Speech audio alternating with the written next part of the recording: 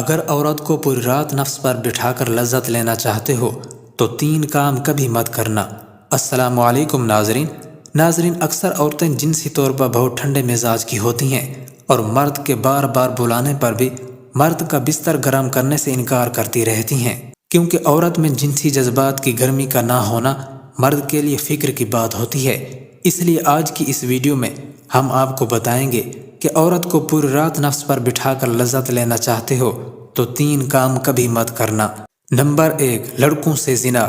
عورت کو پوری رات نفس پر بٹھا کر مزہ لینا چاہتے ہو تو اغلام بازی کرنے سے پرہیز کرو، کیونکہ لڑکوں کے ساتھ جنسی تعلق قائم کرنے سے مرد کے اندر مردانہ طاقت ختم ہو جاتی ہے اور مرد اپنے نفس کو برباد کر لیتا ہے، اور عورت کے ساتھ ہم بستری کرنے میں مرد کو کبھی بھی لذت حاصل نہیں ہو سکتی۔ نمبر 2، مٹھ مارنا۔